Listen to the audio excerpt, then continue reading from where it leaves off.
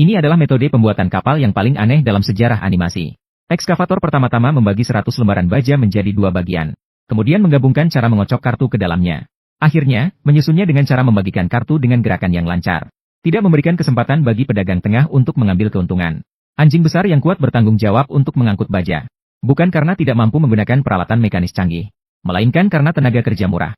Lebih hemat biaya. Pekerjaan paling berbahaya di sini adalah tukang kayu. Jika berhasil, bisa mendapatkan keuntungan besar. Jika gagal, akan tergeletak di tempat. Gajah menghisap paku baja ke dalam hidungnya. Kemudian memperkuat lembaran baja dengan cara menyemprotkannya. Gerakan yang bersih dan tajam. Tanpa basa-basi. Badak memperkuat tiang kayu dengan keunggulan ukuran tubuhnya. Semut dilengkapi dengan motor listrik kecil bawaan. Memotong kayu. Tidak hanya efisien dalam bekerja. Bahkan ketebalannya bisa tetap konsisten. Setelah itu, papan-papan kayu ini akan melalui proses pengolahan kedua. Menghilangkan bagian yang berlebihan.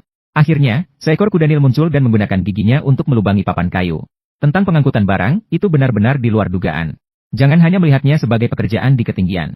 Sebenarnya, setiap langkah melalui perhitungan yang cermat. Kombinasi ini adalah langit-langit dalam dunia penempaan. Meskipun terlihat seperti penempaan biasa, tidak ada yang biasa di sini. Karena mereka sama sekali tidak terikat oleh hukum Newton.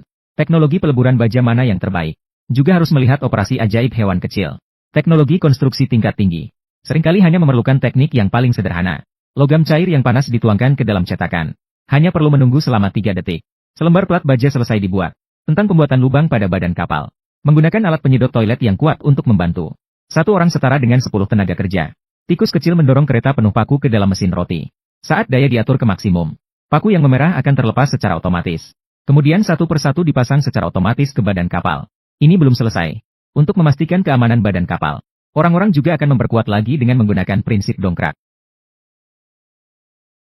Seseorang bekerja keras.